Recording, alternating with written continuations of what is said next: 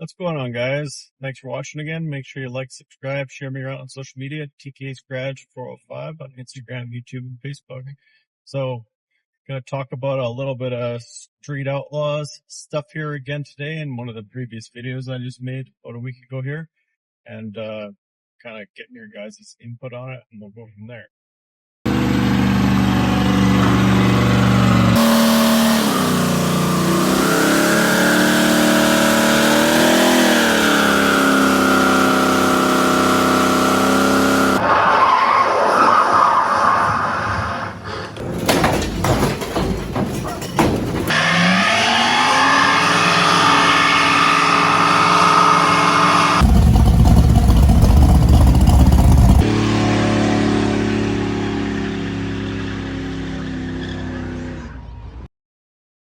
Okay, guys, so I made a little video here on YouTube talking about, again, I mentioned it there. People seem to think that I'm just sort of making this stuff up.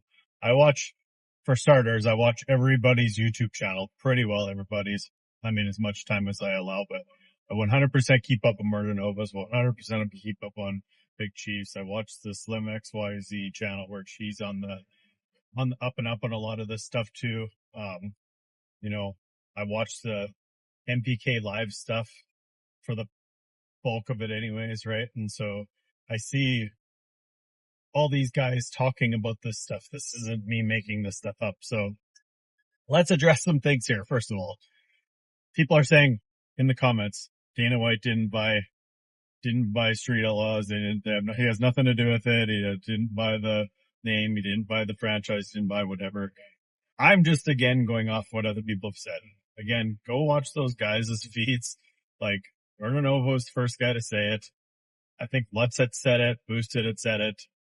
It's been in, actually, I think, Farm Truck and Asian have come out and said it now. That's people that I actually forget to talk about a lot of times is Farm Truck and Asian because they're kind of not in the mainstream like MPK and things like that. So kind of getting to that, let's kind of talk about what it would take to actually get like a real sort of, show happening again. So I think we all know now the big thing going on right now is small tire racing, right?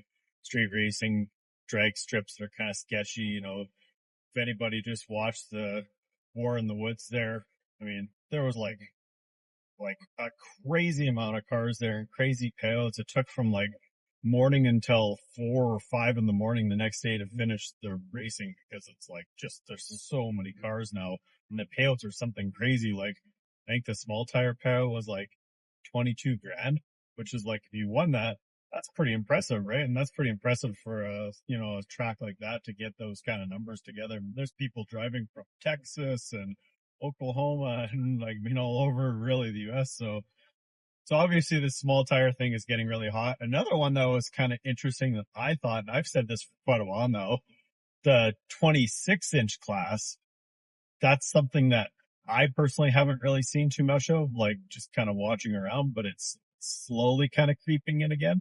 But I thought that was super interesting because like I've said it about the 28-inch class, like, yeah, 28s, you can definitely go pretty fast on. But 26s, you'd have to really be like a really good tuner, really good chassis tuner, because it's just not about power. And that gets the guys that don't need to have 2, 3, 4,000 horsepower because you're not going to ever put it to the ground anyway. So that was kind of an interesting class, I thought.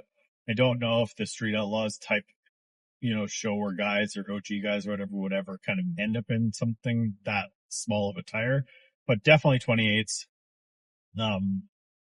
I think, if you look at like Big Chief, for example, he's got his tires stretched out on something like a 14-inch rim. So he's got like a 28-inch tire on a 14-inch rim. So it's got like a ton of ground, basically pad on the ground, right? Some people say that doesn't work. He says it does for him. A lot of people say without that little bit of flex of the tire that takes away from it. So everybody's got their own opinion. So that was kind of some of the stuff in the comments there.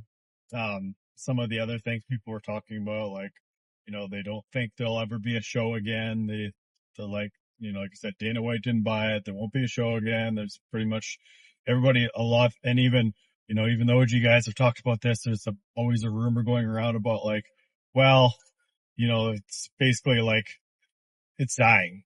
There's the show is dead. There's not. Well, I think the OG show is dead. I think I'm saying as far as like the street show and the format that it was in, and the reason I'm going to say that is because again, people don't want to just keep seeing the same people race over and over again. And I bet you, if I was guessing here, if you really look back at the ratings, I bet you if you look back at the ratings when they started racing out of town people, that was probably some of their big shows, like when they started racing, like NOLA, like early. I'm just talking early racing, right?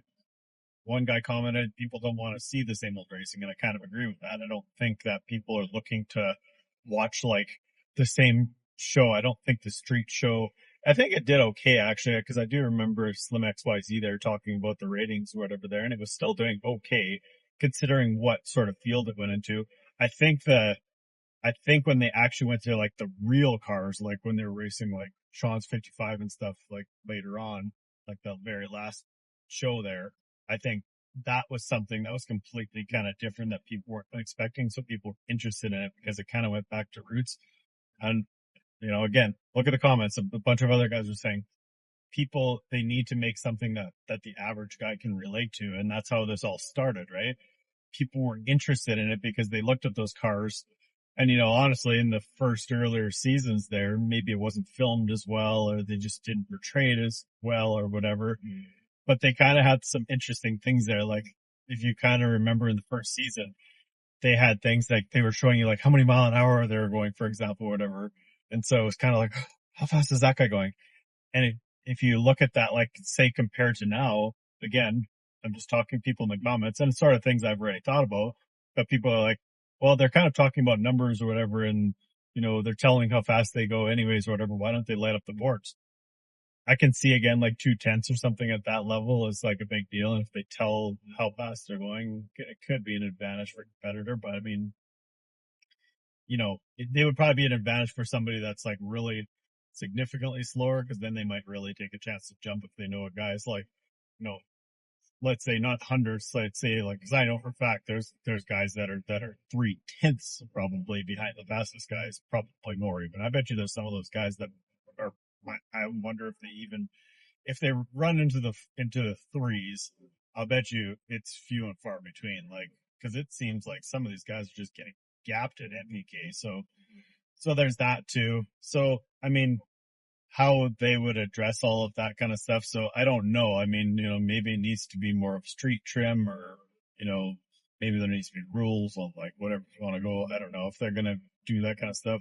The thing was when all the OG guys, came out with this stuff, that's how they kind of made the name for themselves. Like I said on the last video, they're like, all these guys were coming in and they're like, hey, we want to like race you guys. But then they're like, just bringing cars that were just like way, outnumbered by the OG guys at first. And then it's like the money came in or whatever. Then it was like, well, then these other guys were like, hey, if you guys have a 36-inch or 34-inch tire, then we want to have a 34-inch tire.